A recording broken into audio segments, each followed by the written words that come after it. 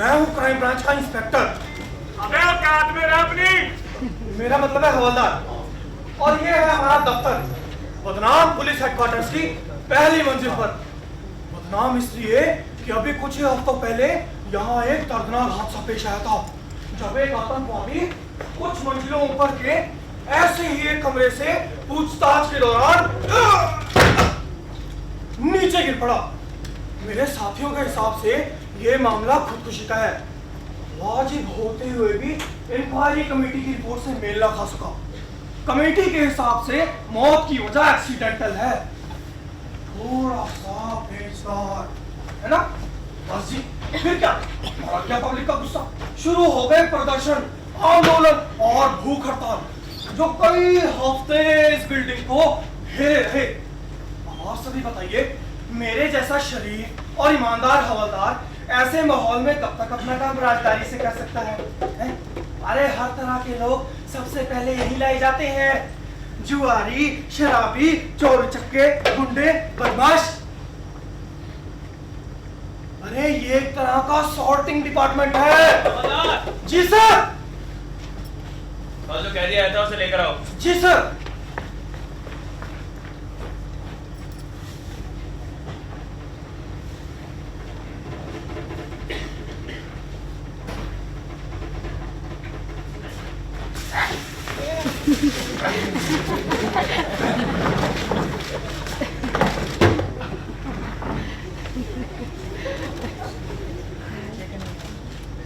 ये काम तुम पहले भी कई बार कर चुके हो, जानते हो कितनी बार पकड़े जा चुके हो?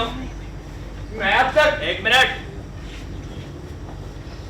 ये रहा 2 बार डॉक्टर, 3 बार सेक्सोलॉजिस्ट। हाँ वही सेक्सोलॉजिस्ट। इनकम टैक्स कमिश्नर, साधु, जर्नलिस्ट और मिलाकर 11 गिरफ्तारियां। लेकिन मेरा कसूर एक भी बात साबित नहीं हुआ इंस्पेक्टर। अब तक तुम कैसे बचते रहे ये तो हमें नहीं पता, लेकिन बच्चू इस बार तुम्हारी खैर नहीं। लज्जा गए क्यों? मेरा साफ सुथरा रिकॉर्ड देखकर मुंह में पानी आ गया है ना। पर इल्जाम है कि तुमने अपनी साइकेट्री के प्रोफेसर और पटियाला यूनिवर्सिटी के भूतपूर्व लेक्चरर की शख्सियत नकली तौर पर अख्तियार की है। धोखाधड़ी है ये। हाँ, अगर कोई आम होशो हवास वाला आदमी करे तो, पर मैं तो पागल हूँ, एक सर्टिफाइड पागल। ये देखिए, ये रहा मेरा मेडिकल रिकॉर्ड। 16 बार एक ही चीज, हिस्ट्रियोनिक मेनिया। ये लैटिन के हिस्ट्रियोनिक शब्द में से पैदा हुआ है, जिसका मतलब होता है अभिनय करना। थिएटर मेरा शौक है, और वो भी थिएटर ऑफ रियलिटी। इसलिए मुझे पसंद नहीं कि मेरे साथ के कलाकारों को पता हो कि वो मेरे साथ नाटक में काम कर रहे हैं, वरना इसके लिए मुझे उन्हें पैसे देने पड़ेंगे, और पैसे मेरे पास है नहीं। इसीलिए तुम उन्हें ठगते हो। मैंने आज तक किसी को नहीं ठगा। हाँ, ज्यादा नहीं। मेरी रिपोर्ट के मुताबिक एक साइकेट्री की हैसियत से तुम अपने क्लाइंट से एक विजिट के 5000 बैठते थे। बाप रे, इतने में तो मैं रिटायर हो सकता हूँ। मेरी क्वालिफिकेशन के हिसाब से ये फीस बिल्कुल जायज है। कैसी क्वालिफिकेशन? 20 साल तक 16 पागलखानों में इस धंधे के बेहतरीन डॉक्टरों के अंदर लगातार ट्रेनिंग। मैंने अपना वक्त आम लोगों की तरह बर्बाद नहीं किया, बल्कि खुद को किताबों में झोंक दिया। यहाँ तक कि जब बिस्तर कम पड़ा तो उन लोगों के साथ सोया, 3-3 लोग एक साथ एक ही बिस्तर पर। आप तो सोच ही सकते हैं मैं कितना बड़ा जीनियस हूँ।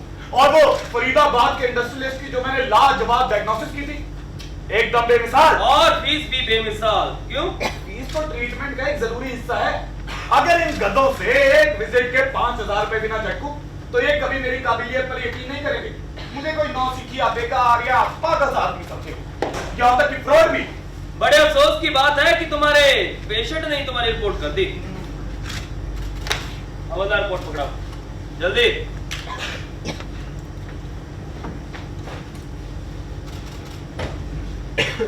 हाँ, वहीं रख दो। ये तुम्हारा professor Ramamurthy psychiatrist, professor Ramamurthy formerly lecturer at the university of Patiala. तू रामामूर्ति है? मैं सिर्फ रामामूर्ति नहीं हूँ। क्या? मैं प्रोफेसर रामामूर्ति हूँ। तुम? हाँ, मैं कृष्णा कोचिंग इंस्टीट्यूट में इवनिंग की कंपनी लॉ, इनकम टैक्स और सर्विस टैक्स की ट्यूशन देता हूँ। पर यहाँ पर तो साइकेट्रिस्ट लिखा है।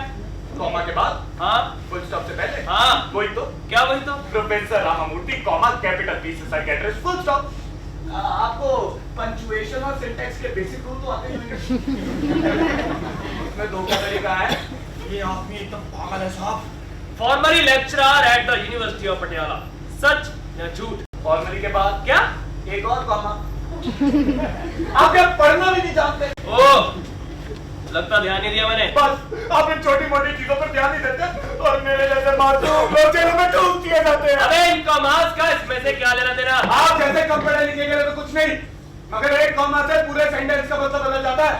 ये सेंटेंस कुछ ऐसे पढ़ा जाएगा, professor Ramamurthy comma capital P से psychiatrist full stop formerly comma lecturer at the university of Patiala. देखा, ठीक से पढ़ा जाए तो एक गधा भी समझ जाए। तुम्हारा मतलब मैं गधा हूँ?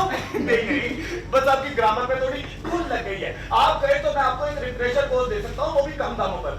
मुझे मालूम है आजकल आपकी तनख्वाह आप, मगर कोई बात नहीं, हम हिंदी के स्वरों से शुरू करते हैं। बोलिए अ आ इ बोलो। वेरी गुड, शाबाश। तुम भी बोलो। मैं कहता हूँ ये व्यंजन है, पहले स्वर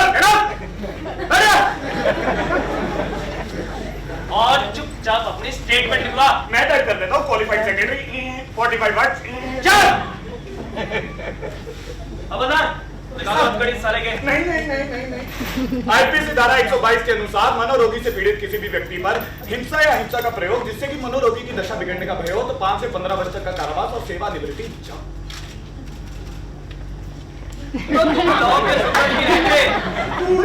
जरूर ये सब कानून भी तुमने पागल खाने में सीखा होगा ना? एक छुट्टी प्रोफेसर हफ्ते में 3 दिन क्लासेस दिया करता था, हिंदू लॉ, आईपीसी, सीआरपीसी, इम्तिहान हो गया। इसके चक्कर में मत आना, ये जानबूझकर हमें बेवकूफ बना रहा है।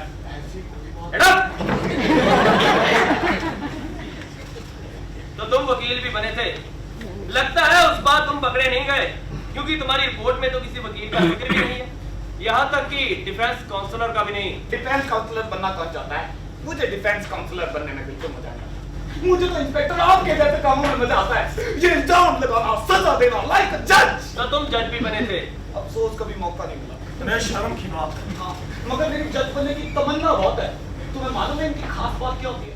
ये कभी रिटायर नहीं होते और ये आपके आम से लौटे लपटे। ये साले 58 के हुए नहीं कि काहिल सुस्ता बीमार, और इस उम्र में एक आम सा मैजिस्ट्रेट एक हाई कोर्ट का जज बन जाता है। तुम ये अदालत चाहिए। Sorry my Lord. अब ये रेल पे काम करने वालों को नहीं, 5 साल काम किया हाथ कटा और काम से बाहर, या एक खान के मजदूर 10 साल काम किया फेफड़े खराब हुआ, फिर किसी काम के नहीं रह जाते। हाँ, ये घरेलू बीवी है, एक ऐसी नौकरानी है जो कभी रिटायर नहीं होती, मगर जैसे जैसे इसकी उम्र बढ़ती रहती है वैसे वैसे इसका इज्जत औहदा भी कम होते रहता है और काम बढ़ते रहता है और अंत में बेचारी दम तोड़ देती है। मगर ये दुबले पतले से जज जैसे जैसे इनकी उम्र बढ़ती रहती है वैसे वैसे इनका इज्जत औहदा भी बढ़ता रहता है। ये है मेरे लायक नौकरी। 5 साल तुम्हें, 10 साल तुम्हें, 30 साल तुम्हें, केस डिसमिस। और ये वकील मेरे चेंबर में आके मुझे रिश्वत भी दे सकता है।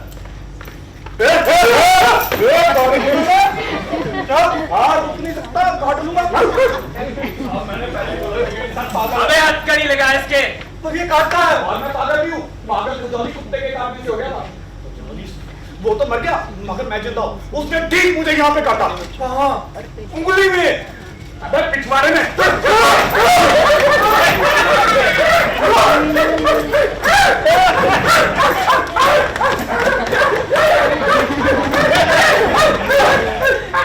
पता नहीं चलेगा।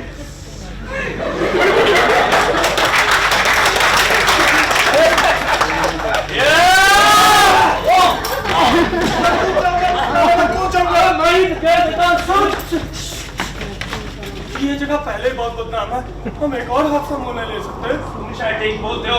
मैं तो हमेशा ठीक होता हूँ। मैं बता दूं, मैं इतनी जल्दी मरने वाला नहीं। वह जब नीचे पड़ा दम तोड़ रहा हूँगा तो लोगों को आसपास इकट्ठा करके बता दूंगा कि तुमने मुझे धक्का दिया। नहीं रुक जा प्लीज।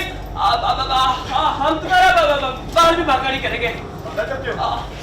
हाँ मेरे बाप बात करते। आईपीसी धारा 122 के अनुसार मनोरोगी से पीड़ित किसी भी व्यक्ति पर हिंसा या हिंसा का प्रयोग 5 से 15 वर्ष का कारावास और नौकरी से बर्खास्तगी। याद है। प्लीज प्लीज हवलदार खिड़की बंद कर दो। मेरा क्या? मैं दरवाजे से चले जाऊंगा, सीढ़ियों से लुढ़कते पुढ़कते चले जाएंगे, पुलिस वालों को फंसाते चले और दरवाजा भी जल्दी जल्दी। अब दरवाजे की चाबी को बाहर फेंक दो। हाँ नहीं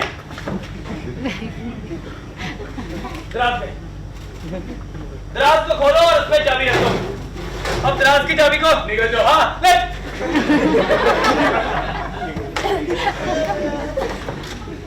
आज तक किसी ने मेरे साथ ऐसा बर्ताव नहीं किया। तू क्या समझता अपने आप को पागल? हाँ। मैं तुमसे भी ज्यादा पागल हूँ। चलो मेरे साथ। अपना कद्दू जैसा सिर किसी ट्रक के नीचे दे आ। मैं बहुत काम का आदमी हूँ। सीढ़ियों से लुटक कर अपना काम तमाम कर ले। मैं तुम्हें मुजरिमों से बातें उगलवाने के तरीके सिखा सकता हूँ। अपने हाथ तोड़ दे। अब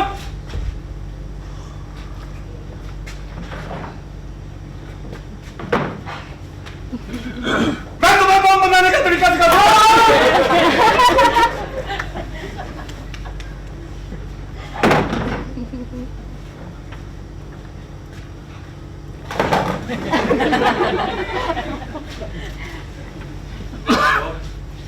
इस जैसा एक और आ जाए तो मैं तो खुदकुशी कर लूं। जी सर। टाइम क्या हुआ है? एसपी साहब के साथ 11 बजे आपकी मीटिंग थी ना? हाँ। उस मीटिंग के लिए आधा घंटा लेट हो गया। अबे उल्लू के पट्टे पहले क्यों नहीं बताया? हाँ काम कर रहे थे साहब। जल्दी चलो चलो जल्दी। इंस्पेक्टर साहब।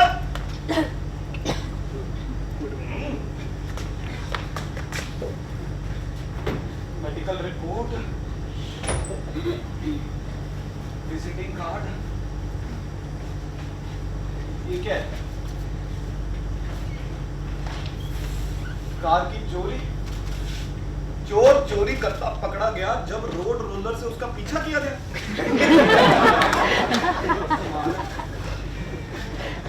लूट मार, उठाई गिरी। डरने की कोई जरूरत नहीं है, इंसाफ खुद ब खुद आ गया है। अब तुम आजाद हो। तुम सब आजाद यार। ये क्या?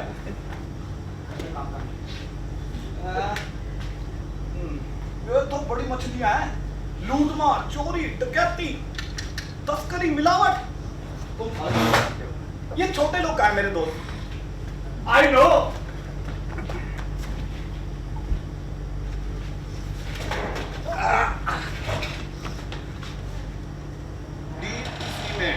डीटीसी में टिकट ब्लैक कपड़ा पकड़ा गया। विदेशी अतिथियों से भीख मांगता पकड़ा गया। ऑफिस से स्टेशनरी चुराता पकड़ा गया।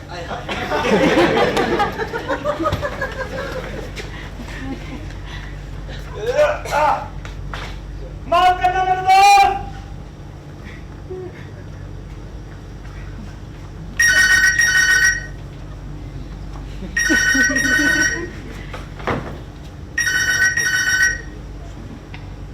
Hello, inspector Vajpayee office.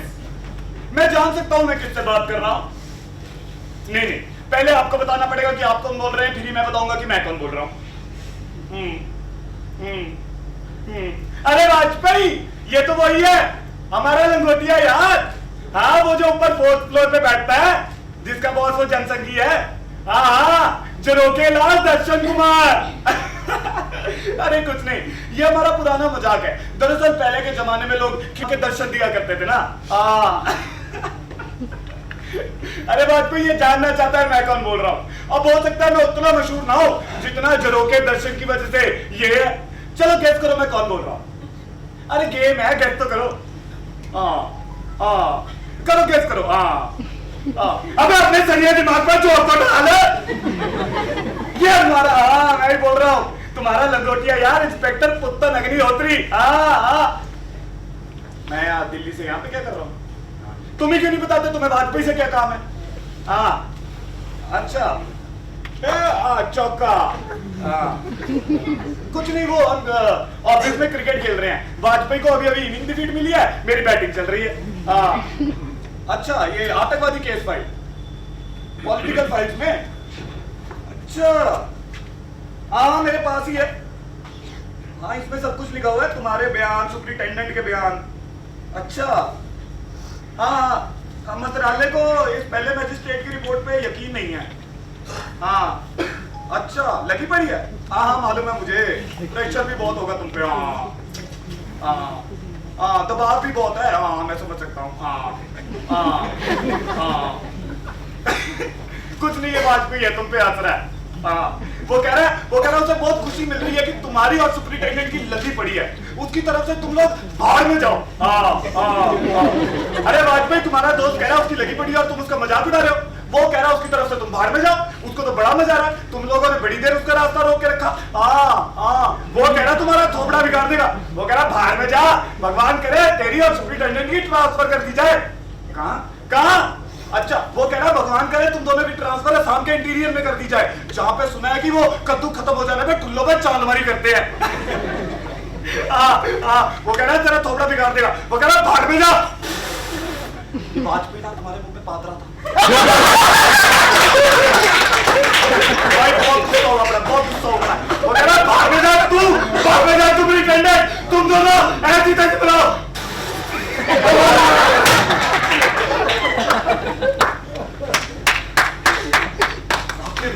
जज बनने का मौका मिल ही गया। ये नए जज आ रहे हैं इंक्वायरी करने। क्या नाम है? प्रोफेसर मानस मुकुंद मुखर्जी, जज हाई कोर्ट। कोर्ट बस उनको यकीन हो जाए कि मैं ही असली मैजिस्ट्रेट हूँ। वो सामने बाल वाले से मेरा बाल ले आइयो जल्दी से। ठीक है जा रहा हूँ अंदर।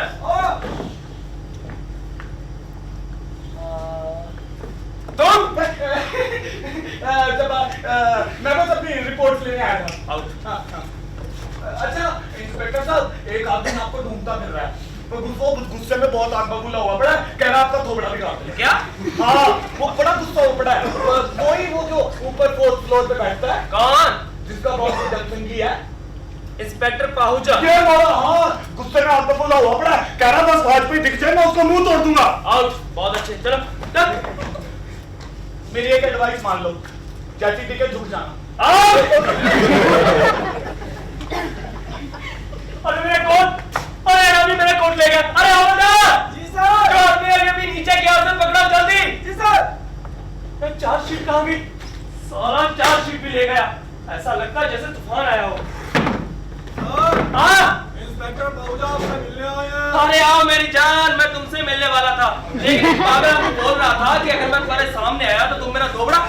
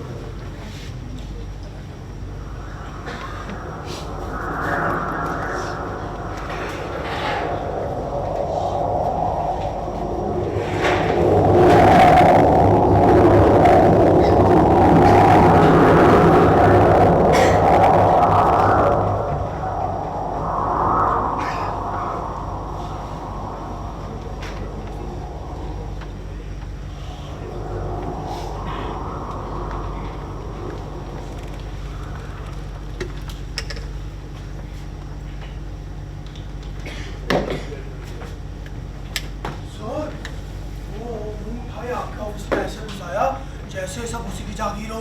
कहता है आपसे एसपी साहब से बात करेगा। कोई बहुत बड़ा अफसर लगता है। बड़ा? ये बहुत बड़ा अफसर लगता है। Good morning sir. Good morning. Good morning. हम आपके लिए क्या कर सकते हैं? अपने हाथ क्यों मल रहे? अपने आप पे कॉन्फिडेंस रखा करो। जान सकता हूँ मैं किससे बात कर रहा हूँ? वैसे मैं एक स्वामी जी को जानता था, उनको भी तुम्हारी तरह हाथ मलने की बीमारी थी। वैसे वो आर्य समाजी थे। हो सकता है मैं कोई गलती कर रहा हूँ। हाँ, दरअसल ऐसे हाथ मलना इनसिक्योरिटी की निशानी होती है।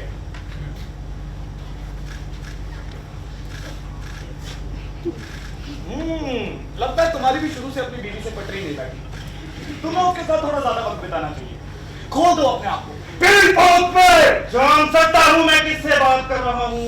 प्रोफेसर मानस मुकुंद मुखर्जी, जज हाई कोर्ट। अरे भगवान, जज। Formally lecturer at the university of Calcutta, 2 commas और 1 फुल स्टॉप के साथ। हम आपकी इतनी जल्दी उम्मीद नहीं कर रहे थे। मेरी फिलॉसफी रही है तुरंत दान मां कल्याण। उम्मीद है तुम्हें इससे कोई दिक्कत नहीं होगी। नहीं नहीं, बिल्कुल नहीं, कोई दिक्कत नहीं। आप बैठिए ना। हाँ आप बैठिए। लाइए से मैं हटा दूं। हाँ ले लो यार, वैसे भी नहीं यार। सुप्रिंटेंडेंट से कहो अभी यहाँ पे आ जाए, मैं तुरंत केस की इंक्वायरी शुरू करना चाहता हूँ। हम उन्हीं के कमरे में चलते हैं, वो कमरा ज्यादा आरामदेह है। पर वो आतंकवादी वाला हादसा तो यहीं पे हुआ था। हाँ, वो कमरा तो यही है। बस फिर यहीं पे ठीक है। एसपी साहब से कहो जल्दी से यहाँ आ जाएं, अगर आ सकते हो तो। अगर ना आ सकते हो तो भी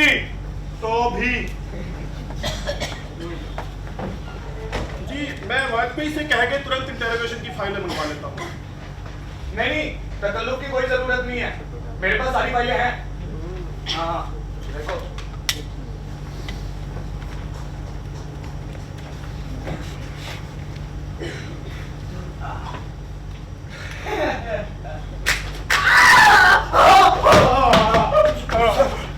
जानते हो जानते कौन चढ़ा था? वही साला किल्ला जिसने बच्चे किडनैप किए थे। वो बस पूछने ही वाला था कि तुम्हारा एक चूजा वहां आ गया। इसने सारा मामला गुड़गांव पर कर दिया। आई एम सॉरी सर, लेकिन वो और फिर रास्ते में जब वाजपेयी मिला, वो मेडिकल रूम की तरफ ही जा रहा था। उसकी नाक फूलकर फफौड़ा बनी हुई थी और सुनने में आया कि तुम्हारी का रास्ता नहीं है। सर वो फोन पे मेरे मुंह से बात रहा था। बात रहा था? इसकी शक्ल से तो ऐसा लग रहा था जैसे अभी अभी पतलून में हमारेगा। उसके कंपैरिजन में वो किल्ला एकदम चुस्त दुरुस्त है। तुमने भी खूब बढ़िया पैसा मार बताई। तुम्हें शायद समझ नहीं आ रही है, पर नजर खिंचा रही है। तुम्हारी कुत्ते सूंघते फिर रहे हैं कि हमें गलती करे, हम पर झपट पड़े। ठोकर कदम रखने चाहिए बेवकूफ। माफ कीजिएगा, मैं आपकी दिक्कत बहुत अच्छे से समझ सकता हूँ। ये कौन बेवकूफ है? आपके सबॉर्डिनेट को अभी मुझे बहुत झाड़ना पड़ा। बहुत बड़े मानसिक तनाव के बीच जी रहा है, बहुत बुरे यौन विकारों से ग्रस्त है आदमी। ये लो, इसे ट्राई करो। Professor Ramamurthy, first class psychiatrist, ऐसे मामलों में महारत हासिल है। हाँ, फीस थोड़ी ज्यादा है, मगर टॉप का आदमी है। कौन है कोचू? प्रोफेसर मानस मुकुंद मुखर्जी, क्या? जज हाई कोर्ट। आप यहाँ दूसरी इंक्वायरी के सिलसिले में आए हैं। तुमने मुझे पहले क्यों नहीं बताया? सर, हम आपको एक्सपेक्ट तो कर रहे थे, लेकिन आप इतनी जल्दी आ जाएंगे इसकी हमें उम्मीद नहीं थी। रंगे हाथ पकड़े गए क्यों? नहीं सर, बिल्कुल नहीं। मैंने तुम्हें वार्न करने की बहुत कोशिश की, लेकिन तुमने मुझे मौका ही नहीं दिया। पप्पू सर, बस यही तुमसे कह रहा हूँ, अपने बुजुर्गों की सलाह मानो। ये दोस्ताना जबान थोड़ी सी कम, थोड़ा सा कॉन्फिडेंस, और तुम सारी मुसीबतें पार कर जाओगे।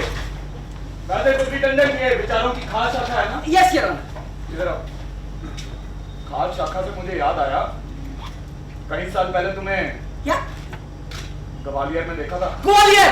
नौजवान देश के, नौजवान देश के, लाडले स्वदेश के, लाडले स्वदेश के, गति कभी रुके नहीं, मती कभी रुके नहीं, बहुत जोर जोर दे, देखो चकोर दे, हम स्वाद से भरा, टकमका रही धरा, टकमका रही धरा, टकमका रही धरा, टकमका रही धरा। जय!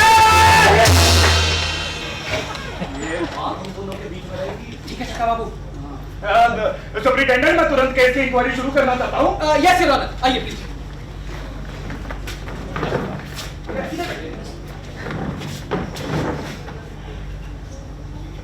इंटेरोगेशन की इस रिपोर्ट के मुताबिक पेज नंबर 25, 26 और 27 तारीख जरूरी में लिखा है कि एक आतंकवादी पेशा रेल कर्मचारी इस कमरे में पूछताछ के लिए लाया गया। भूमि विकास बैंक में स्थित हुए बम ब्लास्ट के चक्कर में 17 बेगुनाह लोग मारे गए। अब सुप्रिंटेंडेंट, तुम जरा ध्यान देकर सुनो। कई ऐसे फैक्ट्स हैं जिससे कि ये संदेह होता है कि ये आदमी मुजरिम है। आपने ऐसा कहा था? जी सर, शुरुआत में मैंने ऐसा कहा था। बहुत अच्छे। शुरू करने के लिए शुरुआत ही सबसे अच्छा पॉइंट है। तो आधी रात के करीब उस आतंकवादी ने इस खिड़की से छलांग लगाकर अपना दम तोड़ दिया। ठीक। अब ये जुनून क्या है?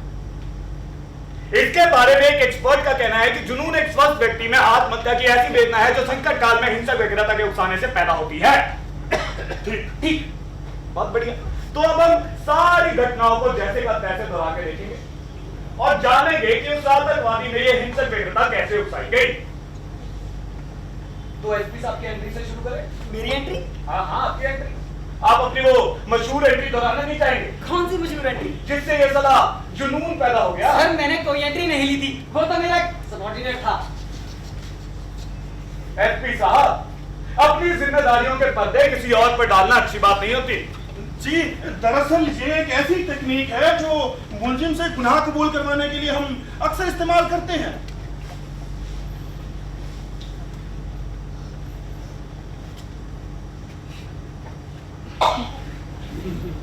आपकी सलाह किसने मांगी? किसी ने नहीं। जब तक आपसे कुछ ना पूछा जाए आप चुपचाप बैठे रहेंगे। दरअसल मुलजिम यानी आतंकवादी यहाँ बैठा हुआ था सर। मैं आतंकवादी का रोल कर लूं? जी। फिर मैंने वो सबऑर्डिनेट सीनियर से एंट्री, मेरा मतलब मैं अंदर आया। आओ। कहाँ? अंदर। Sorry sir.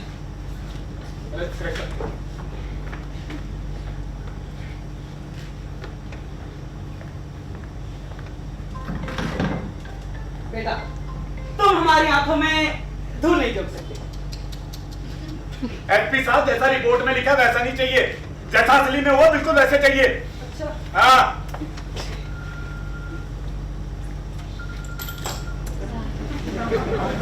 कुर्सी भी वैसे ही।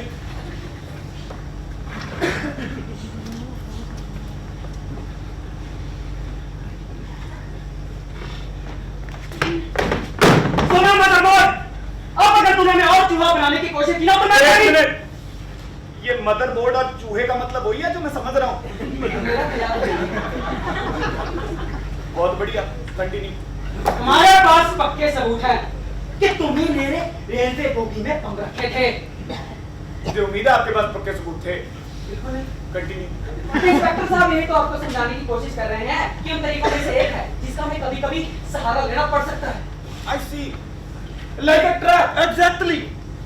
वैसे हमें उस पे पूरा शक था, क्योंकि मुलजिम ही अकेला आतंकवादी था जो स्टेशन पे रहा करता था और खुद को ऐसे कामों में इन्वॉल्व भी रखता था। इसीलिए तय कर पाना आसान है, ये काम उसी का होगा। क्यों नहीं, आप लोगों की बात मान ली जाए कि एक रेलवे बोगी में एक रेल कर्मचारी बम रख सकता है, तो जरूर भूमि विकास बैंक में पाए जाने वाला बम जरूर किसी क्लर्क या किसी गाय ने रखा होगा, और हाई कोर्ट में पाए जाने वाला बम जरूर किसी जज या किसी वकील ने रखा होगा, जैसे भी आप दोनों को सही लगे।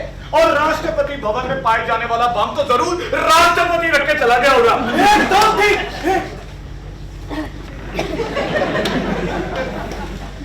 अपनी बकवास बंद कीजिए आप लोग। मैं यहाँ पे एक सीरियस इंक्वायरी के लिए आया हूँ, आप लोगों की बेसिक की बकवास सुनने के लिए नहीं। यहाँ पे लिखा है कि कोई शक नहीं कि आतंकवादी गैर यकीनी तौर पर मुस्कुरा रहा था। मुझे ये बताओ, ये स्टेटमेंट किसकी है? मेरा सर। Very good.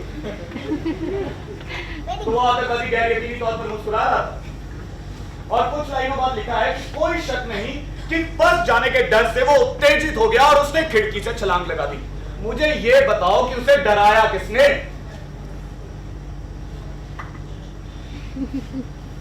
बोलो, किसने उसे डराया? चलो देखो, मेरी बात सुनो।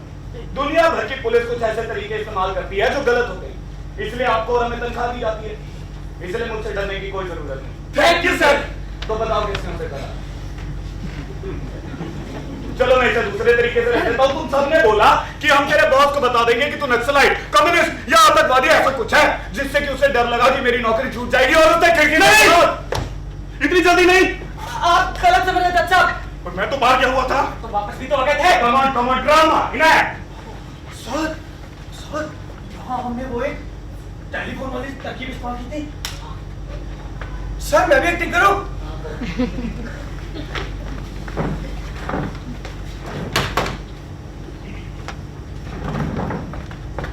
सर, आपके लिए अर्जेंट फोन है। जी माफ कीजिएगा।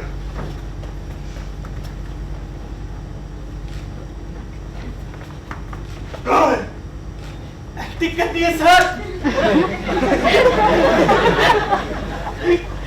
अभी चंडीगढ़ से फोन आया था। अभी चंडीगढ़ से फोन आया था। अभी चंडीगढ़ से फोन आया था।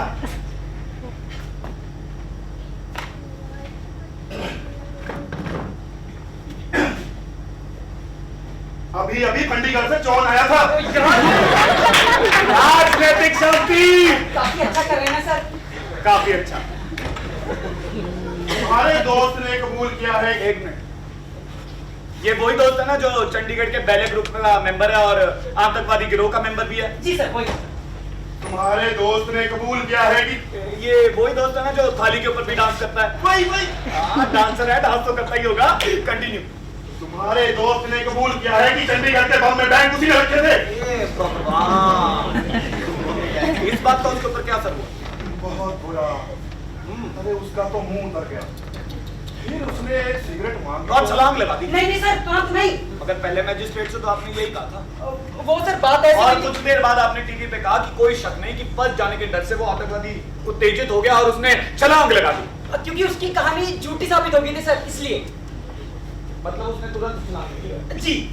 और कहानी झूठी कब साबित हुई? जब उसने सिगरेट सुलगाई। आई सी। उसकी कहानी के मुताबिक उस दिन वो सारी दोपहर अपने दोस्त के घर ताश खेलता रहा। मैंने कहा भैया इस कहानी में कोई दम नहीं है। मतलब उसके पास इस बात के पक्के सबूत नहीं थे।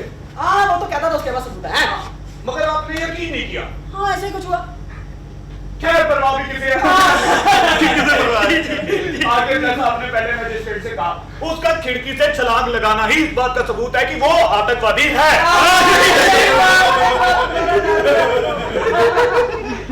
आपने टीवी पे कहा कि उस आतंकवादी के खिलाफ कोई ठोस सबूत ही नहीं है। तो क्या कहना पड़ा?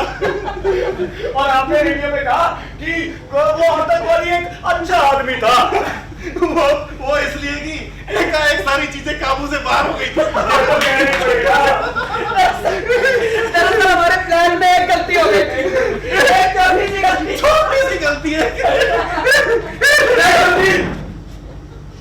इसको आप क्या गलती करते हैं?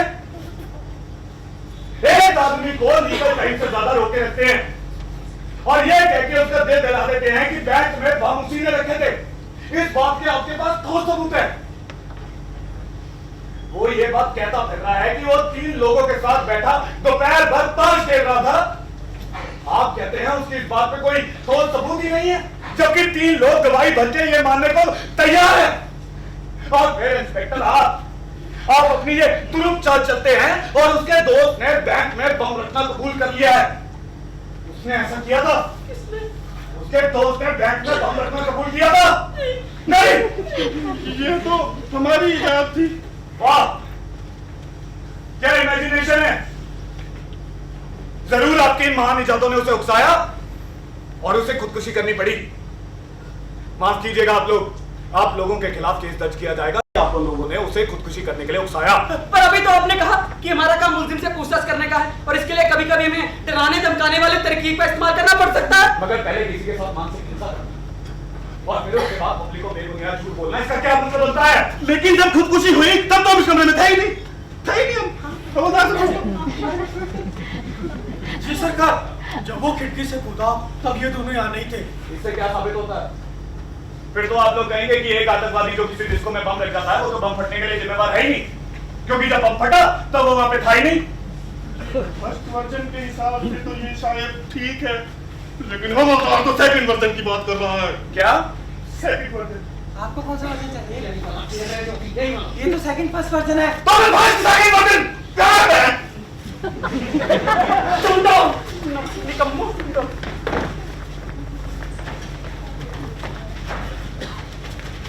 ये रहा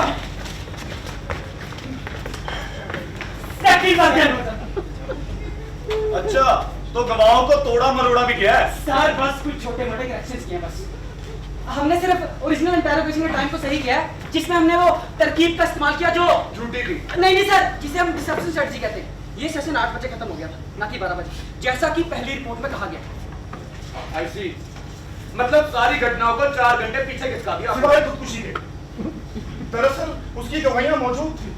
दरअसल हम ये साबित करना चाहते थे कि हमारी डिसेप्शन स्ट्रेटजी उसकी खुदकुशी की कतई जिम्मेवार नहीं है। क्योंकि हमारी डिसेप्शन स्ट्रेटजी और उसकी खुदकुशी में 4 घंटे का गैप है, जिसमें वो आतंकवादी पूरी तरह समझ चुका था। ये रहा आतंकवादी थोड़ी देर उदास रहने के बाद खुश होना शुरू हो गया था। उसने उस ग्रामीण डांसर को बिल्कुल तवज्जो नहीं दी। वो तो उससे नफरत करता था। अगर उसने उस डांसर की बातों पे बिल्कुल तवज्जो नहीं दी, तो मतलब आपके कहे गए सारे झूठ बेईमानी थे? जी। फिर वो आपने झूठ बोले क्यों? जी, उन्होंने उसे झकझोर दिया था। झकझोर दिया था। मगर कुछ देर बाद तो वो खुशी से कूले नहीं समा रहा था। आपकी स्टेटमेंट है इंस्पेक्टर। जी, वो काफी शांत था। ओह, शांत था। फिर वो जुनून का भाग गया। माफ कीजिएगा, आप लोगों के सारे एविडेंसेस, यहां तक कि पहली मैजिस्ट्रेट की रिपोर्ट भी इसी बात पे टिकी हुई है कि उस आतंकवादी ने जुनून के तहत अपने आप को खत्म कर लिया, और अब आप लोग उस जुनून को एकदम दरकिनार कर रहे हैं। वो मारा क्या होगा? मारे गए सर। सर, आप हमसे जो चाहे ले लीजिए, पर हमें बचा लीजिए प्लीज।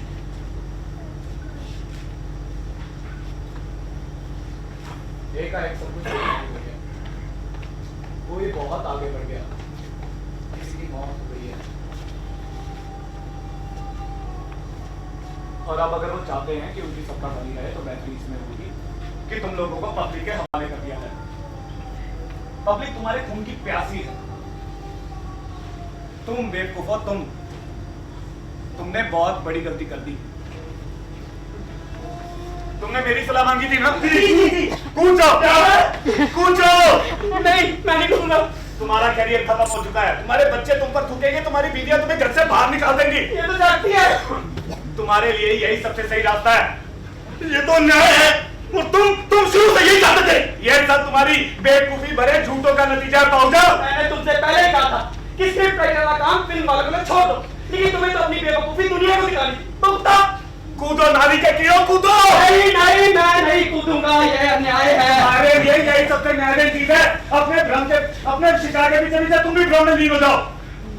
ये ठीक कहते हैं, मैं इतनी बेइज्जती नहीं सह पाऊंगा। नहीं सह पाऊंगा। मुझे माफ करना, मुझे माफ करना। अरे कोई ना कोई रास्ता जरूर निकलेगा। अरे पाउजा, तुम्हारे अंदर कोई जुनून नहीं पैदा हुआ? देखो, अभी लगा देने वाली छलांग को। रुक जाओ। मुझे घबराना होगा तो मैं घबराऊंगा। मुझे जाने दो, जाने दो। मिल गया एक तीसरा वचन। तीसरा वचन? क्या? हाँ, हमें बस एक तीसरा वचन तैयार करना होगा। अरे हमने पहले ही 2 की मां बहन कर दी है। ये काफी नहीं है। अब जाने दो मुझे। हमने आपकी कानूनी समझ की सख्त जरूरत है, ताकि हम एक फुल प्रूफ स्टेटमेंट तैयार कर सके। Please help us. अबे क्या बेवकूफी है ये? चलो ठीक है, इंस्पेक्टर वापस आ जाओ। मैं नहीं आ सकता। अबे सर्दी लग जाएगी। आप आ रहे हैं?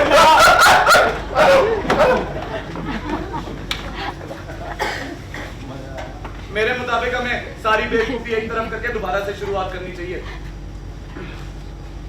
पॉइंट नंबर 1, जो कुछ भी कहा जा चुका है हर कहा नहीं हो सकता। इंस्पेक्टर, तुम, मैं या हमारे बिहार पे किसी और ने डिसेप्शन स्ट्रेटजी का इस्तेमाल किया। मुल्जिम ने अपनी आखिरी सिगरेट सुलगाई, लेकिन वो खिड़की से खुला नहीं, क्योंकि अभी रात के 8 ही बजे हैं और आधी रात होने में 4 घंटे बाकी हैं। जैसा कि हम सभी जानते हैं कि रेलवे वाले वक्त के कितने बार होते हैं, इसीलिए हमारे पास समय है कि हम उसकी छलांग के लिए कोई ना कोई कन्विंसिंग मोटिव तैयार कर सकते हैं।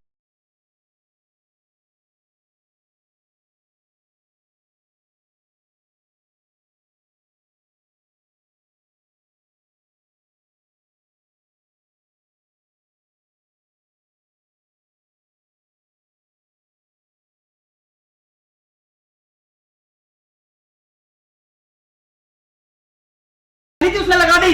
हाँ, मगर उसकी छलांग के लिए कोई कन्विंसिंग मोटिव नहीं मिल रहा। हाँ, हम ये सोचते हैं कि उस आतंकवादी को एक पैरालिसिस का दौरा सा पड़ता है। वो यहाँ से उठता है।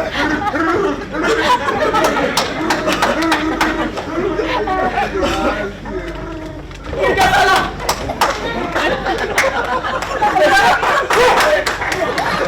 उसकी मदद किसने की? क्या मतलब? Like this, you know, यहाँ से यहाँ तक काफी ऊंची कूद हो जाएगी भाई। या तो इसके लिए आतंकवादी काफी दूर से दौड़ के आए, कहीं आपका मतलब यह तो नहीं कि हमने यहाँ पे कोई चेयर या ट्रैम्पोलिन या ऐसा कुछ था? आपने फिर शुरू कर दिया। नहीं, मैं बस एविडेंसेस को और पुख्ता बना रहा हूँ। इंस्पेक्टर, उसकी एड़ी में कोई स्प्रिंग तो नहीं लगा था?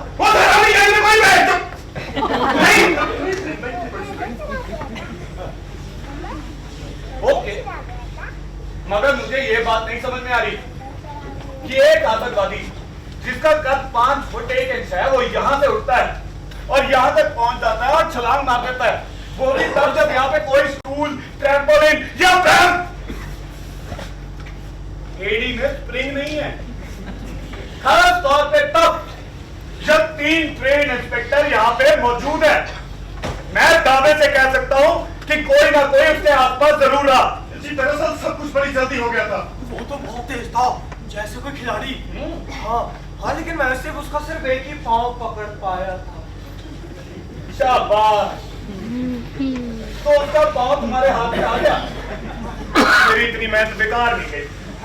हाँ, लेकिन उसका एक जूता मेरे हाथ में आ गया था। वेरी गुड, तो उसका जूता निकल के तुम्हारे हाथ में आ गया। उस आतंकवादी को बचाने की तुम्हारी भरपूर कोशिश का लाजवाब सबूत। तुम लोग बच गए, तुम लोग बच गए। शाबाश हवलदार, शाबाश, तुम लोग बच गए। कांग्रेचुलेशन। शाबाश हवलदार, वेरी गुड वेरी गुड। जाको राखे साइया, मार सके ना कोई। इधर बैठ, मेरे पास तेरी प्रमोशन पक्की है। और क्या पिएगा? दारू।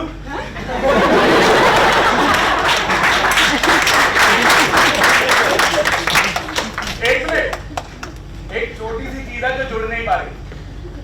क्या उस आतंकवादी की 3 टांगे थी? क्या कहा आपने? डोंट गेट एक्साइटेड सुपरिटेंडेंट, वरना सब कुछ यहीं पे खत्म हो जाएगा। अगर उस आतंकवादी की 3 टांगे थी, फिर तो तुम लोग सेफ हो, क्योंकि यहाँ पे पेज नंबर 5 पे हवलदार का कहना वही है जो यहाँ पे लिखा हुआ है कि उस आतंकवादी का एक जूता निकल के इसके हाथ में आ गया। मगर 3 लोग, जिसमें वो रिपोर्टर भी शामिल है, वो कसम खा के ये कह रहे हैं कि उस आतंकवादी के कचूमर ने 2 जूते पहन रखे थे, जैसे हर 2 पहिया पहनता है। ये तो बड़ी अजीब बात है। मगर है तो पता नहीं ऐसा कैसे हुआ। एक चीज हो सकती है, हो सकता है कि जब वो आतंकवादी खिड़की से कूदा, हवलदार दौड़ कर दूसरी मंजिल पर पहुंचा और जैसे ही उस आतंकवादी की लाश लहराती हुई दूसरी मंजिल की खिड़की तक पहुंची, इसका हाथ बाहर आया और इसने उसके पैर में जूता पहना दिया।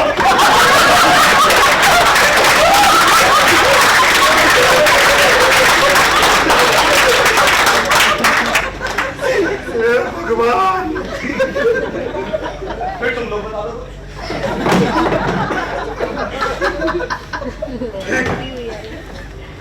हाँ, उस आतंकवादी का एक जूता काफी बड़ा था, उसमें तला ना होने के कारण उसने उसके नीचे एक छोटा जूता पहन रखा था। या फिर उसका एक पांव दूसरे पांव की तुलना में काफी छोटा था, उसके दोनों पांव बराबर दिखाई दे, इसलिए उसने ये तरकीब अपनाई ताकि वो बंदा ना लगे। हाँ, एक पाँव में 2 जूते। ऐसी ये बात इतनी गजब है नहीं जितनी लगती है। यार मौत की बात है। पोस्टमार्टम की रिपोर्ट में इस बात का जिक्र तक नहीं है कि उसके पाँव छोटे बड़े थे। नहीं, मेरा मतलब है शायद जो जूता मेरे हाथ में आया वो एक गमबूट हो। आजकल कोई भी गमबूट नहीं पहनता। और बारिश का मौसम भी नहीं है। हो सकता है उसने सोचा शायद बारिश हो जाए। गमबूट महाबकवास चीज होती है। एक आतंकवादी गमबूट पहनकर मरना भी क्यों चाहेगा? आप सही कह रहे हैं सर। हवलदार, बाहर में जाओ। मैं तो आपकी मदद करने की कोशिश। आप 1 नंबर के गधे, चुप रहिए।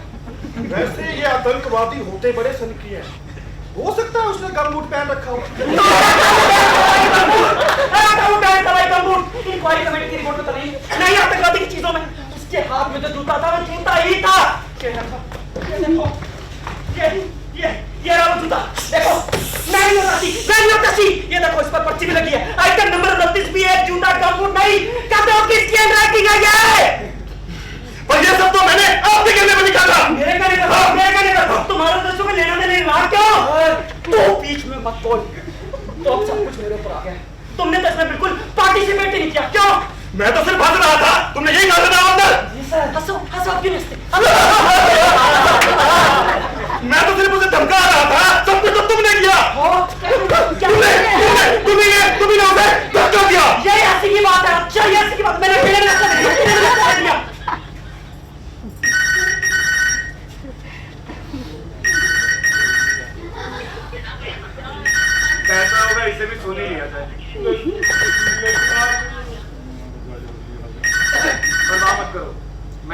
सुना।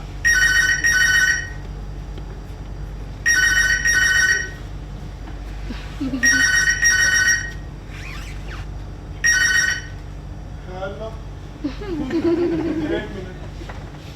सर आपसे मिलने कोई जर्नलिस्ट आई है। ओह गॉड, ये एक्सप्रेस की रिपोर्ट फातिमा होगी। मैं सुना भूल ही गया था, किसी इंटरव्यू का टाइम दिया हुआ है। सर वो यहाँ इस सिलसिले में तो नहीं आई है ना? हाँ, किस सिलसिले में आएगी? मेरे पास और कोई चारा नहीं था। एलजी के ऑफिस से ऑर्डर है कि उसे समझा बुझाकर शांत कर दिया जाए। सर मैंने उसका कॉलम पढ़ा है, किसी नागिन से कम नहीं है। बेहतर होगा उसे यही बुला लिया जाए। आपकी इंक्वायरी का क्या होगा? मैं इंतजार कर लूंगा। तो आप मेरे ऑफिस में बैठिए, तब तक हम उसे जल्द से जल्द छुटकारा पाने की कोशिश करेंगे। मेरे को यहाँ पे भी कोई दिक्कत नहीं है। लेकिन अगर उसे पता चल गया कि आप कौन है तो मामला बिगड़ सकता है। नहीं, एक तरह से जज साहब का यहाँ रहना हमारे फायदेमंद है। अगर उसने कुछ उल्टे सीधा सवाल पूछने शुरू कर दिए तो जज साहब की होशियारी हमारे काम आ सकती है।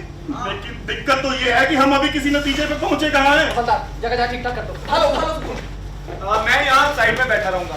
तुम लोगों को जैसी मेरी जरूरत हुई आंख मार देना, मैं तुरंत आ जाऊंगा। आप कितने अच्छे हैं योर ऑनर। बस तुम्हारा एक ही ऑनर, सब गुड़ गोबर हो जाएगा, बता रहा हूँ मैं। जज साहब कोई और नहीं बन सकते। हाँ क्यों नहीं, मैं क्राइम ब्रांच का साइकेट्रिस्ट बन सकता हूँ। वाह, नहीं, मैं कैप्टन मधुर जोशी को जानता हूँ जो बंबई फोरेंसिक ब्रांच में इंचार्ज है।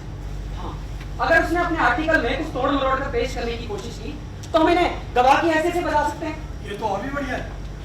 पर आपको फोरेंसिक एक्सपर्ट का रोल करने में कोई दिक्कत वगैरह? नहीं ऐसी कोई बात नहीं है, मगर मुझे इसके लिए कॉस्ट्यूम की जरूरत होगी ना। मैं बिना कॉस्ट्यूम के मैं एक्टिंग नहीं करता। इतनी चीजें मैं बैग में लेके चलता हूँ। Thank God. सुनो, फोन करके उसे ऊपर बुला लो। हाँ भेज दो उसे। सीढ़ियों से लेकर आना उसे। जी सर। मैं बस अभी कपड़े बदल के आया। हम आपका शुक्रिया अदा कैसे कर सकते हैं योर ऑनर? मैंने जरूरत के वक्त हमेशा अपने दोस्तों की सहायता करी है।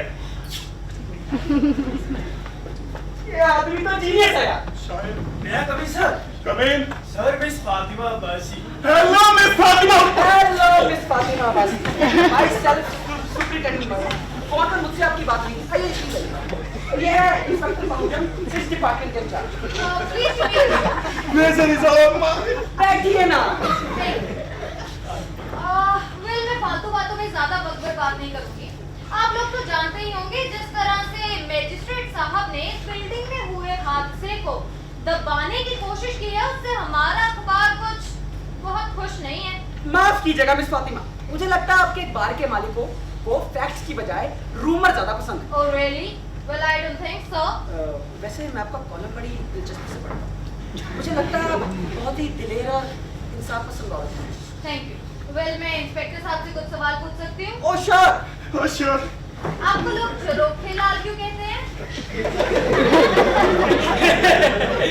माफ कीजिएगा, मैं आपका मतलब नहीं समझा। Okay then. ये उस लेटर की कॉपी है जो नैनी जेल में बंद एक पॉलिटिकल प्रिजनर ने लिखा था। चौथी मंजिल के इंचार्ज इंस्पेक्टर ने मुझे खिड़की की पट्टी पर बिठाया, मेरे दोनों हवा में लटके थे और कहा कूद जाओ। कूदते हो या तुम्हें हिम्मत नहीं है? उन्होंने मुझे धक्का देने की भी धमकी दी। मैं बुरी तरह से डर गया था। I object to this. मत मुखर्जी आता ही होगा। आप कुछ कह रहे हैं? अब आप एक मुल्जिम की बातों को एक इंस्पेक्टर की बातों से ज्यादा इंपॉर्टेंस दे रही हैं। इस हालात में हमारा कुछ भी कहना कोई मायने नहीं रखता। सुपरिटेंडेंट। ओह, लगता है मेरे कुलीग आपकी कुछ मदद कर सके। माफ कीजिएगा, मैंने उन्हें भी इनवाइट कर दिया था। He is a forensic expert from Bombay. Come in, retired army captain mister Madhur Joshi और I am miss Fatima from.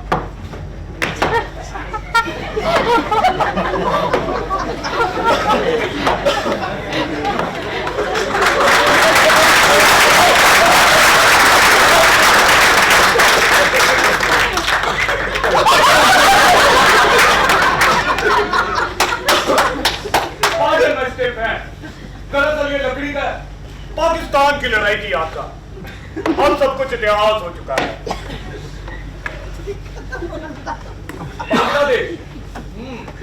Please sit down. By the way discussion का टॉपिक क्या था? झरोखा दर्शन। इंटरेस्टिंग। 40 के इमरजेंसी वार्ड की रिपोर्ट के मुताबिक हादसा रात 12 बजने में 2 मिनट पर हुआ और उस और ये कॉल इस हेडक्वार्टर से एक एम्बुलेंस के लिए की गई थी, जबकि खुदकुशी के चश्मदीद गवाहों का कहना है कि हादसा रात 12:03 पर हुआ।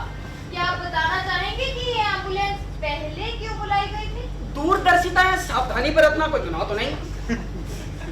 दरअसल किसी हादसे के अंदेशे थे हम कई बार एम्बुलेंस पहले बुला लेते हैं। हो सकता है एक्सचेंज में जिस घड़ी ने हमारी कॉल रजिस्टर की हो वो स्लो रही हो। मुझे भी यही लगता है। ये तो बड़ी अजीब बात है। अजीब बात क्यों है मिस फातिमा? हम हिंदुस्तान में रहते हैं, कोई स्विट्जरलैंड में नहीं। यहाँ पे हर कोई अपनी घड़ियां फास्ट या स्लो रखने के लिए पूरी तरह से स्वच्छंद है। हिंदुस्तान आर्टिस्टों और इंडिविजुअल्स का मुल्क है। हम लोग शुरू से ही रिवाजों के खिलाफ रहे हैं। और अपने हाथ संभाल कर। क्या हुआ? मेरी आंख गिर जाएगी। अपने हाथ पड़ने पे नीचे गिर जाती है, शीशे की है। ओ सॉरी सर। मिस फातिमा, आप कहना क्या चाहते हैं? यही कि इन्वेस्टिगेटिंग जज की रिपोर्ट में कहीं पे भी आतंकवादी के गिरने के पैराबोला का कोई एक्सपर्ट एनालिसिस नहीं था, जबकि ऐसे केसेस में पैराबोला काफी इंपॉर्टेंस रखता है। पैराबोला? कौन बोला? काफी खूबसूरत लफ्ज है। ये होता क्या है?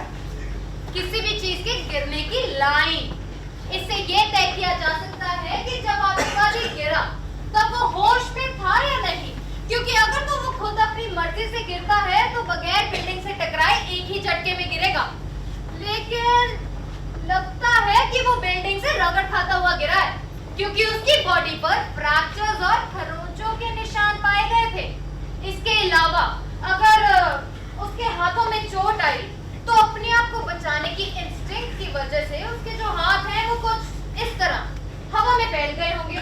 ये इस बात का सबूत है कि वो गिरते वक्त होश में था या नहीं। आप एक बात भूल रही है मिस फातिमा, ये खुदकुशी का मामला है। अगर वो हरामी मरना ही चाहता था तो अपने हाथ फैलाएगा ही क्यों? क्या जवाब दिया? अपने हाथ पहले अपने। ठीक है, तब फिर आप उसकी गर्दन पर पड़े निशानों की वजह बताना चाहेंगे? मिस फातिमा, बेहतर होगा आप ज्यादा सवाल ना पूछे। आप मुझे धमकी दे रहे हैं? नहीं मिस फातिमा, ऐसी कोई बात नहीं। दरअसल मैं आपको बताता हूँ, ये सब कुछ आधी रात से कुछ देर पहले फाइनल इंटरोगेशन के दौरान हुआ, जब एक सिपाही के सब्र का बांध टूट गया और उसने उस आतंकवादी की गर्दन पे मुक्का जड़ दिया। ओह, क्या बात है तो अफसोस की, मगर है सच। आपका दिमाग फिर चुका है। 16 बार। मैं बताता हूँ मिस फातिमा, दरअसल उस मुक्के से वो आतंकवादी पे एक पैरालिसिस का दौरा सा पड़ता है और इसी के लिए तुरंत 40 कॉल कर दिया जाता है एम्बुलेंस बुलाने के लिए। और उस दौरान 2 इंस्पेक्टर उस आतंकवादी को उठा के यहाँ पीछे खिड़की के पास ले आते हैं ताकि उसको ठंडी हवा का सेवन करा सके। और ऐसे मामलों में जैसे कि अक्सर होता है, एक इंस्पेक्टर ने सोचा कि दूसरे ने उसको कस के पकड़ा हुआ है और एक कहता अरे भाई इसे मुझे देना, वो कहता ओके, और वो कहती है मिस फातिमा। अब आप ही बताएं, ऐसी चीज को हम क्या कहेंगे? ब्रिलियंट, सुपर, कितना आसान और कितना महान। बहुत अच्छा जी। हो गई छुट्टी। क्या हुआ? मेरी आंख गिर गई। डूब गए सब लोग। हे भगवान, टूट। A very clever explanation, Captain. Not bad. दरअसल दिमाग पे जोर डालने से मेरी दिमाग की नसें फटने लग जाती हैं। मानना पड़ेगा। इस वर्जन से तो काफी मुद्दे साफ होते हैं। हाँ, जैसे एम्बुलेंस को पहले बुला लिया जाना, बेजान से शरीर का नीचे गिरना। जज द्वारा इस्तेमाल की गई एक अजीब सी टर्मिनोलॉजी। कौन सी अजीब टर्मिनोलॉजी? हाँ, कौन सी अजीब सी टर्मिनोलॉजी? जरा खोल के बात कीजिए। मिली वो है किस रंग की? ट्रांसपेरेंट है कथे, आंख हमेशा ट्रांसपेरेंट होती है। मैं इंक्वायरी के वर्डिक्ट के बारे में कह रही थी। जज का मानना है कि जो मौत की वजह है वो एक्सीडेंटल है, जबकि पुलिस वालों का कहना है कि ये खुदकुशी का मामला है। कम इन। अरे भाई, माफ कीजिएगा अगर मैंने आपको डिस्टर्ब किया, मैं तो सिर्फ ये देने आया था। ये क्या? मेरे नाम नहीं, भूमि विकास बैंक में जो बम फटा था ना, उसका रिप्रोडक्शन है। अच्छा, इसे उधर प्लीज जरा टेबल पे रख दो। जी जरूर। All that, all that.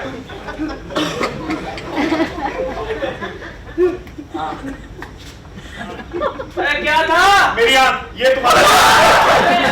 घबराइएगा नहीं, ये बढ़ेगा नहीं। क्यों? इसका मेन तार मैंने निकाला हुआ है ना। Thank God. ये देखो तुमने इसकी क्या दुर्गति कर दी। इसको धोने के लिए 1 गिलास पानी ला कर दो। जी सर।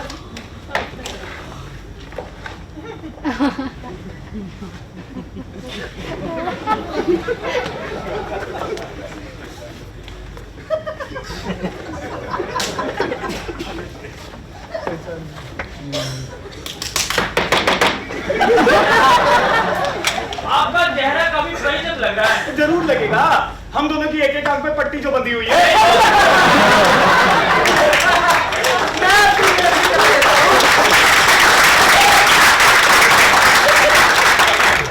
मैं अपनी इंट्रोडक्शन करा देता हूँ। ये है मिस्टर वाजपेयी और ये है retired army captain mister Madhur Joshi from Joshi, नामुमकिन। अरे जोशी को तो मैं अच्छे से नहीं जानता। आओ! कैसे जानते हो? और तुमने मुझे फिर मारा, तुम फिर मुझे मारे, लेकिन क्यों? बस बहुत हो गया। अरे मैं पूछना चाहता, तुमने मुझे मुक्का क्यों मारा? तुमने मुक्का नहीं लात मारी है। क्योंकि तुमने मेरी इंसल्ट की और मेरे मुंह में मारा। देखते नहीं कोई हमसे मिलने आया होगा। अरे वो तो ठीक है, लेकिन ये कैप्टन मधुर जोशी है। सर जोशी और ये मिस फातिमा है। हम तुम्हें बाद में सब बता देंगे। मिस फातिमा जर्नलिस्ट है। आप समझे? नहीं, ये इम्पोर्टेंट इंटरव्यू के लिए आई है। How do you do? क्या हुआ? मैं अपनी आंख निकल गया। Mr. Vajpayee is our explosive and ballistic expert. Oh, really? Yes. Okay, then I guess you don't mind if I ask. मैं एक चीज नहीं समझ पा रही हूँ इंस्पेक्टर। आपका कहना है कि ये भूमि विकास बैंक में फटे बम का रिप्रोडक्शन है। जी हाँ, मलबे में पाए गए टुकड़ों पर बेस करके इसे तैयार किया गया है। इसका मतलब इसके ओरिजिनल होने के बावजूद जो इंफॉर्मेशन हमें ओरिजिनल बम से मिलती वो इससे नहीं मिल सकती? हो सकता है ओरिजिनल बम एकदम दूसरे तरीके से बनाया गया हो। मतलब बम बनाने के तरीके से उसे बनाने वाले का पता लगाया जा सकता है? जी हाँ, यह बात काफी हद तक सही है। इसका मतलब बम फटने के साथ साथ उसे बनाने वाले की पहचान भी खत्म हो जाती है? जी हाँ, 10 में से 9 बार ऐसी होता है। लेकिन हाल ही में ऐसे कई केसेस हुए हैं जिनमें बम फटने से पहले ही नजर आ गए हों। जी हाँ, दिल्ली के पालिका बाजार और इंद्रप्रस्थ पावर स्टेशन पर बम फटने से पहले मिल गए थे। आराम से, आराम से। तब फिर आप बताएंगे कि ऐसा क्यों हुआ कि बजाय इतने इम्पोर्टेंट एविडेंस को किसी लेबोरेटरी में डिसमेंटल करवाने के उसे इसी बिल्डिंग में काम करने वाले एक अफसर ने तुरंत एक्सप्लोड करवा दिया? जी हाँ, मैं तब ऐसे तो नहीं कह सकता, लेकिन मुझे लगता है इंस्पेक्टर वाजपेयी, मुझे उम्मीद है आप मुझे फॉरेंसिक डिपार्टमेंट के चीफ होने की हैसियत से कुछ कहने का मौका देंगे। अरे क्या कहना मेरे नीचे इतना खतरनाक चीज है। घबराइए नहीं मिस फातिमा, चिंता की कोई बात नहीं। अबे वारी जो सर आप जानते हैं ना क्या कर रहे हैं? मुझे बिल्कुल आइडिया। देखिए मिस फातिमा, ये जो बम होते हैं ना, ये बहुत कॉम्प्लिकेटेड चीज होते हैं। ये देखिए, इस पे कितनी सारी वायर्स लगी हैं। ये देखिए, ये है प्राइमिंग डिवाइस, ये डबल टाइमिंग का प्राइमिंग डिवाइस भी हो सकता है। ये है एसिड मूवी ट्रैप। देखा ये एक्सपर्ट जैसे बोल रहा है। अब एक बम को डिसमेंटल करने में पूरा 1 दिन लग जाता है। अब हम इस बम को डिसमेंटल कर ही रहेगी। हाँ, अब इतने इंपॉर्टेंट एविडेंस के साथ कोई भी पंगा लेने से तो अच्छा यही होगा कि इसकी बलिहारी दे दी जाए। I am convinced. मैं भी। मैंने तो खुद को भी कर लिया था। अरे यार आप तो आदमी जीनियस हो गए।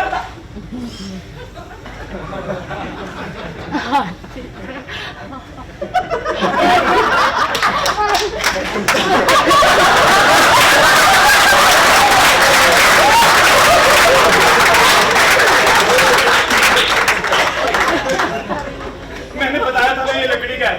तुम भी तो कुछ बोलो वाजपेयी। दिखा दो किसी से कम नहीं। ये बम तो बहुत ही कॉम्प्लिकेटेड था। इससे भी ज्यादा कॉम्प्लिकेटेड? जी हाँ, वो तो किसी प्रोफेशनल का काम था। कोई मिलिट्री का आदमी? हाँ, हो सकता है। इसका मतलब ऐसे कामों में हाईली स्किल्ड या टेक्निकली एक्सपर्ट लोगों की जरूरत होती है। लेकिन क्या बात है, आप लोग अक्सर स्टूडेंट्स और ये रेल कर्मचारी जैसे भोले भाले लोगों को पकड़ लेते हैं जो बम बनाने के बारे में कुछ भी नहीं जानते, और जब वो मर जाते हैं आप उन्हें आतंकवादी, नक्सलाइट या ये अराजक तत्व घोषित कर देते हैं।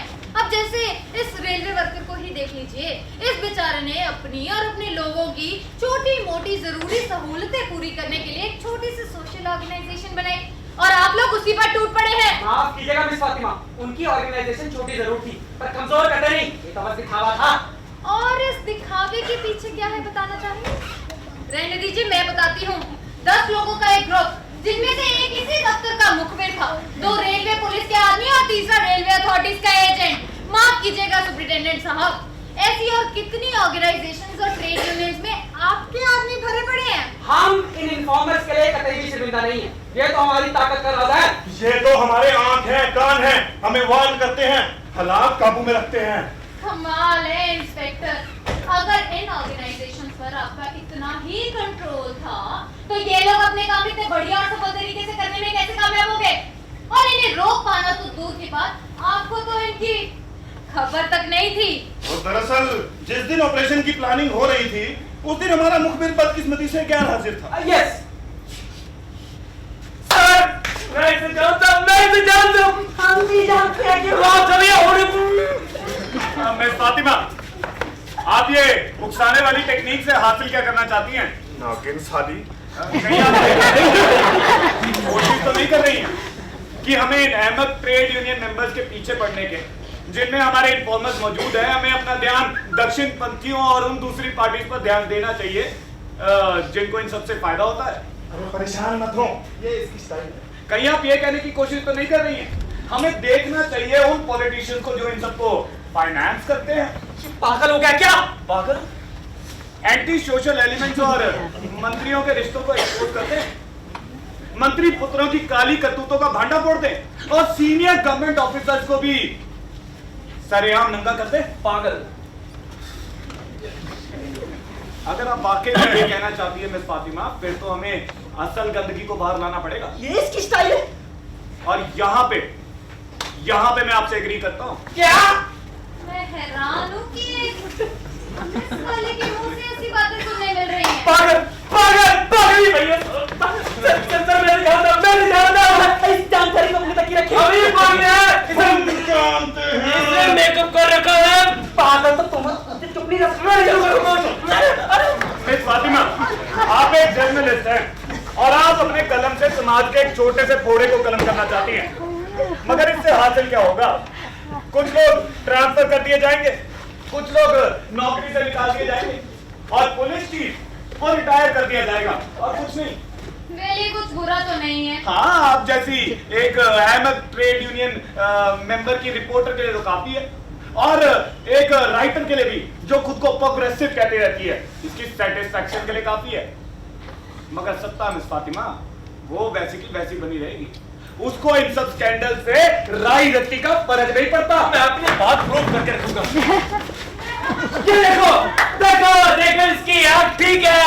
हाँ, क्या ठीक है तो? अब इसकी दोनों आँखें ठीक है। ये कोई एबनॉर्मल बात तो नहीं है। अगर इसकी एक आँख ठीक थी तो इसने आप पर पट्टी को बांधी थी मस्ती के लिए। अबे ये जोशी ना बातें कर।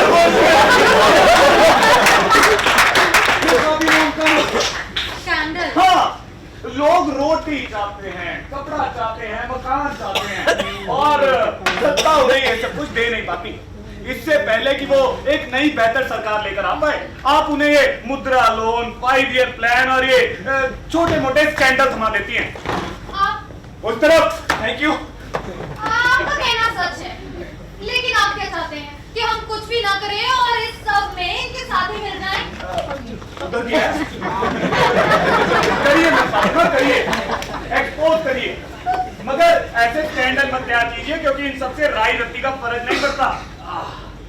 है कौन? मैं बताता हूँ ये कौन है। देखो उसकी टांग नकली है। नकली टांग है।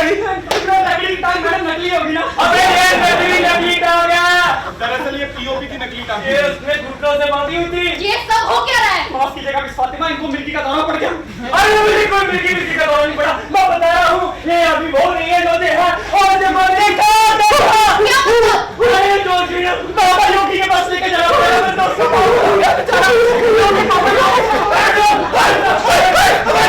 ये देखो काम डाउन पागल, काम डाउन।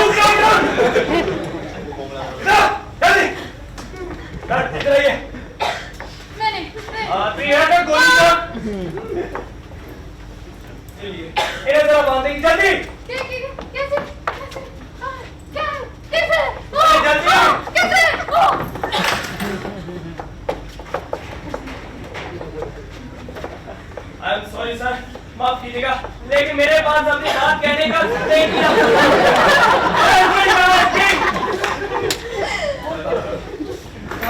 ये जल्दी मारो गोली मारो। चल सर, अब मैं बताता हूँ ये आदमी कौन है। ये खुद को खुद अपने मुंह से बोलेगा कि ये कौन है।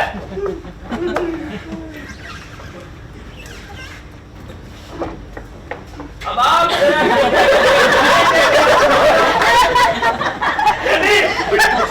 नहीं। देखिए मिस फातिमा, हिंदुस्तान को आजाद हुए 70 सालों से ऊपर हो चुका है और अब तक लोग आजादी से बहुत उम्मीदें लगाने बैठे थे, मगर उन्हें मिला क्या है? ये झूठी मूठी तसल्लियां और ये कुछ झूठे वादे और कुछ नहीं। आप सच कह रहे हैं? और आपका ऐसे स्कैंडल खड़े करना भी लोगों को बेवकूफ बनाए रखना है और कुछ नहीं। Subject to paranoid fits, mental hospital Agra, Bareilly, देखा हिस्ट्रोमैनिया, पायरोमेनिया, डिप्सोमेनिया। अरे पागल है ये। और क्या ये पागल है? लेकिन हम प्रेस को पूरी तरह से कंडेम भी तो नहीं कर सकते। अरे हमें तो उनका शुक्रगुजार होना चाहिए। जैसे भी हो वो हम तक छोटी मोटी खबरें तो पहुंचा ही देते हैं। ये पॉलिटिशियंस की करप्शन और ये पुलिस वालों की जातियों के बारे में। मिस फातिमा, इन प्रेस वालों के मालिक कौन है? बड़े बड़े इंडस्ट्रियलिस्ट और पॉलिटिशियन, जिनका फायदा इसी में है कि पिटिया जैसी है बिल्कुल वैसी बनी रहे, लोगों के सामने ये झूठे स्कैंडल खड़े होते रहे और लोग इन बेसलेस खबरों में घूमते रहे। 80% हिंदुस्तान की जनता बेवकूफ बनी रहे। तुम्हारा मतलब एक पागल आया, खुद को जज बताकर तुम्हारा इंक्वायरी शुरू कर। और क्या ये सन की है पागल? जो मैं सोचता उसने मुझसे क्या क्या करवाया। जो मैं करने जा रहा हूँ उसके सामने ये सब कुछ भी नहीं। अबे क्या करेगा?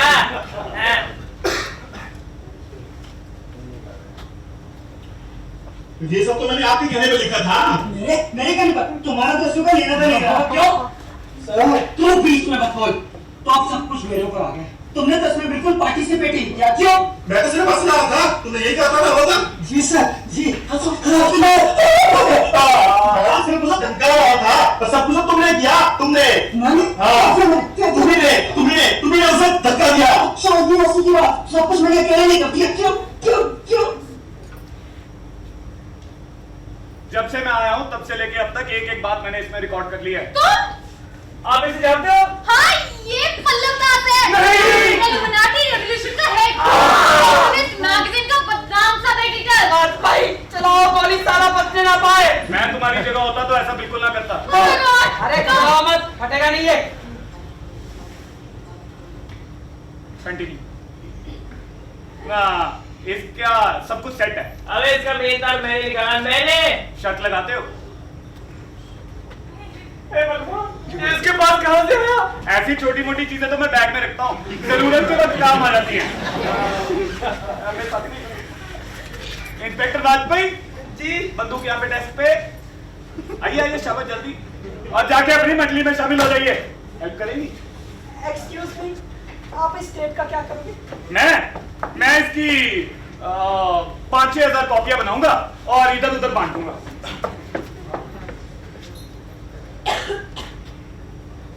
बहुत बड़ा स्कैंडल इकट्ठा हो जाएगा, नहीं? आपको तो इसमें बहुत मजा आने वाला है, मगर तुम सब लोग ये देखने के लिए जिंदा नहीं हो। क्या मतलब?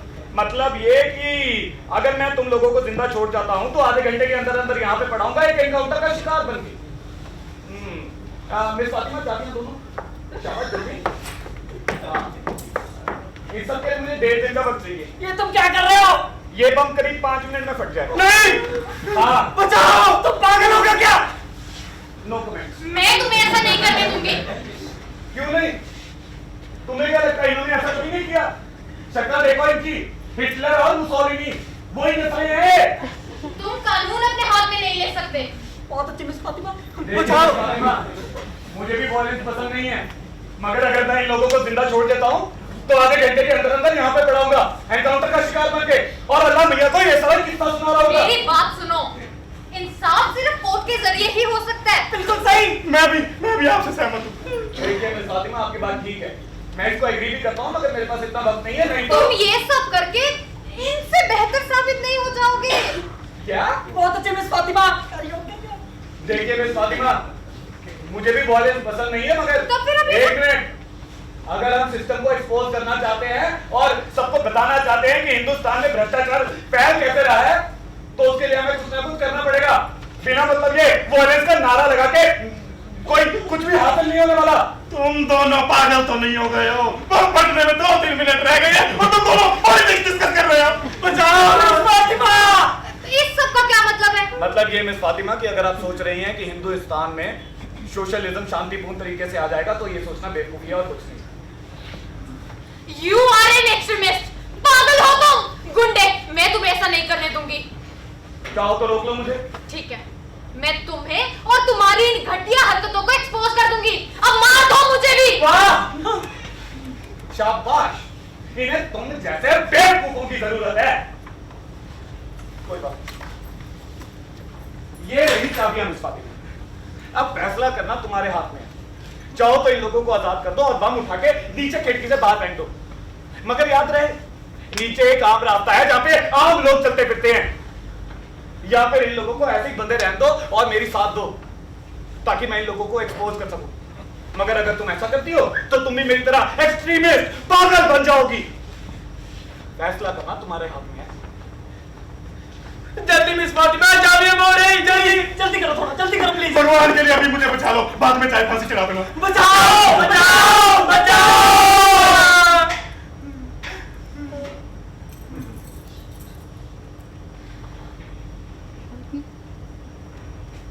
कभी कभी हर एक चीज का जवाब एकदम से नहीं मिलता, खास तौर पे तब जब वक्त सिर्फ 1.5 घंटे का हो। देखें कि इसने क्या फैसला किया। बचाओ बचाओ बचाओ बचाओ! जल्दी आओ,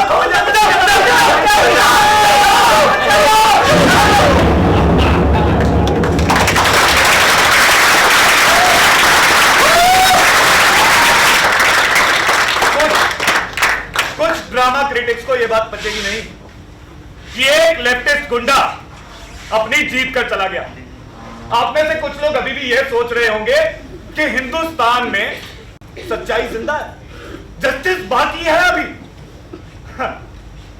देखें कि दूसरा वर्जन क्या होगा। बचाओ बचाओ बचाओ!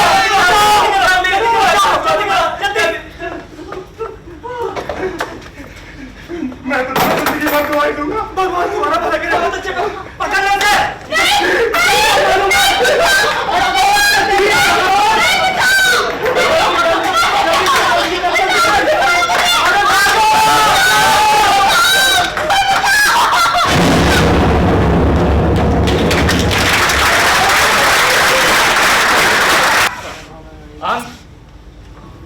चाहे जो कुछ भी तय करना बहुत जरूरी है। Good night.